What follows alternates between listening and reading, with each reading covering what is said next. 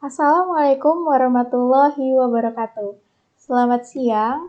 Perkenalkan, nama saya Ega Duandini dari jurusan Fisika Universitas Diponegoro, angkatan tahun 2018. Dan pada siang hari ini, saya akan mempresentasikan tentang UTS pada mata kuliah Praktikum Fisika Radiologi Diagnostik dan Radioterapi, yaitu metode uji pada fluoroskopi. Metode uji pada fluoroskopi sendiri terbagi menjadi 5 metode uji. Yang pertama adalah metode uji kolimasi, yang kedua adalah uji generator dan tabung sinar X, yang ketiga adalah uji dosis pasien, lalu uji kualitas citra, dan uji kebocoran.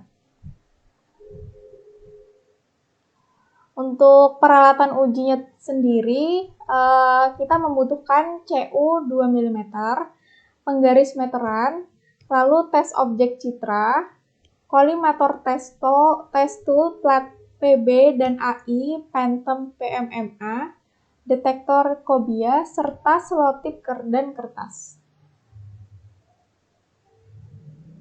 Lalu yang selanjutnya adalah uji kolimasi. Uji kolimasi ini terdapat beberapa bagian. Yang pertama adalah uji kesesuaian titik pusat 2, monitor, dan nilai lolos ujinya delta max kurang dari sama dengan 1,5% SID. Lalu untuk uji kesesuaian lapangan berkas 2, monitor, nilai lolos ujinya delta maksimal kurang dari 1,5% SID. Dan sebagai contoh di sini kita lihat persenan SID yang pertama yaitu 0,07 sehingga nilai ini lolos uji. Seperti itu. Dan yang kedua, nilai SID maksimalnya yaitu sekitar 1,06 sehingga ini juga masih lolos uji. Yang selanjutnya pada uji kolimasi yaitu uji kesesuaian lapangan berkas atau ASX dengan 2 nilai lolos ujinya delta max kurang dari 1,5% SID. Dan di sini didapatkan nilai 1,5 sehingga nilai ini dinyatakan lolos uji kesesuaian lapangan berkas ASX. Lalu yang selanjutnya adalah uji kesesuaian lapangan berkas ASX dengan monitor. Nilai uji maksimal harus kurang dari sama dengan 1,5% SID. Dan di sini didapatkan nilainya 1,5 sehingga alat ini lolos uji kesesuaian lapangan berkas ASX dengan monitor. Lalu ada uji yang selanjutnya, yaitu uji generator dan tabung X. Ini terbagi menjadi beberapa uji juga. Yang pertama adalah uji akurasi tegangan. Nilai lolos uji tersebut adalah L maksimal kurang dari sama dengan 10%. Lalu yang kedua ada juga uji waktu fluoroskopik maksimum dengan nilai lolos uji maksimal yaitu Tmax kurang dari sama dengan 5 menit. Lalu ada juga uji kualitas sinar X HVL dengan nilai lolos uji HVL lebih dari 2,3 mm AL yaitu sebesar 80 kVp.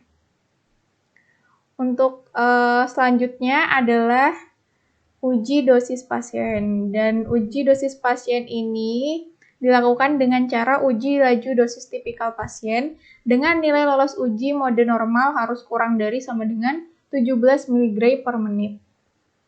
Dan di sini didapatkan nilai 34,68 mg per menit sehingga pada tes ini alatnya tidak lolos. Dan laju dosis pasien juga bisa dilakukan dengan uji laju dosis input, di mana nilai-nilainya sebagai berikut menyesuaikan dengan diameter 2-nya. Dan untuk pengujian yang selanjutnya, yaitu menggunakan uji dosis maksimal di udara, mode normal, untuk nilai ujinya sendiri, yang pertama, untuk mode normal yaitu harus kurang dari sama dengan 50 mg per menit, dan untuk mode high dose dia harus kurang dari sama dengan 100 mg per menit. Selanjutnya adalah uji kualitas citra. Jadi uji kualitas citra ini ada beberapa uji. Yang pertama adalah uji distorsi bentuk jaring atau dalam kurung mesh grid. Nilai lolos uji distorsi yang tidak terlihat.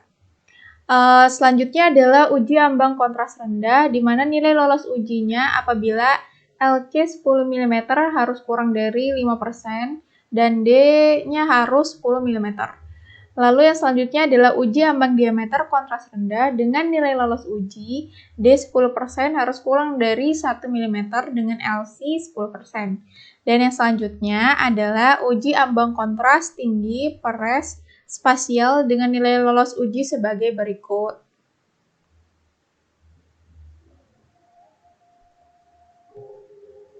Dan terima kasih atas perhatiannya. Mohon maaf apabila ada kata-kata yang tidak berkenan. Semoga ilmunya bermanfaat. Saya tutup. Wassalamualaikum warahmatullahi wabarakatuh.